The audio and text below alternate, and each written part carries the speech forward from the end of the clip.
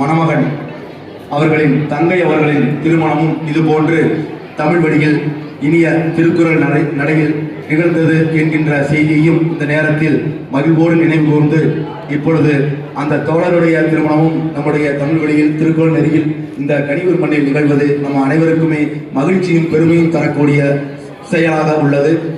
நிகழ்வில் அடுத்ததாக உங்கள் கைகளில் தரப்பட்டுள்ள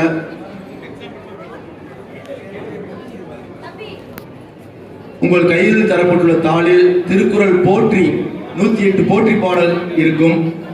இந்த திருமண நெறிகள் திருக்குறள் நெறிகளை நமக்கு வகுத்து தந்த முதுமுனைவர் இளங்குமரன் ஐயா அவர்கள் இயற்றிய திருக்குறள் 108 போற்றியது. முதுமுனைவர் இளங்குமரன் ஐயா அவர்கள் 94 அகவை வரை வாழ்ந்து 5000 நிகழ்வுகள் இது போன்று திருமண நிகழ்வுகள், காதணி விழா, பிறந்தநாள் விழா, பெயர் சூட்டு விழா, புதுமனை புகு விழா, நீத்தார் நினைவேந்தல், அலுவலகம் திறப்பு விழா, கடைகள் திறப்பு விழா, நில வழிபாடு, இப்படி நம்முடைய இல்லத்தில் நடைபெறுகின்ற அனைத்து விழாக்களையுமே 5000 நிகழ்வுகள் நிகழ்த்தி அண்மையில் மறைந்தார்கள். அவருடைய வழியில், அவருடைய வழிகாட்டுதலில் அவரிடம் மாணாக்கர்களாக பயின்று வந்த நாங்கள் இந்த திருமண முறைகளை திருக்குறள் நெறியில் நிகழ்த்தி வருகின்றோம். அந்த முதுமுனைவர் இளங்குமரன் ஐயா அவர்கள் இயற்றிய 108 போற்றி உங்கள் கைகளில் தாளாக அச்சிட்டு கொடுக்கப்பட்டுள்ளது. அந்த போற்றி இப்பொழுது ஒளிபெருக்கில் வரும்.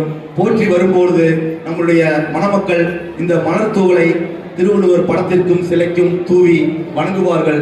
ஏன் இங்கே மலர் தூவல் என்றால், நம்முடைய தமிழர் பரம்பரையில் முன்னோர் தமிழர் வழிபாடுகளில் மலரும் நீர் வழிபாடும் தான், மலர் வழிபாடு நீர் வழிபாடும் தான் நம்மளுடைய அடிப்படை. நெருப்பை வழிபடுவது நம்முடைய மரபு அல்ல, நெருப்பை ஒளியேற்றுவது மட்டும்தான்.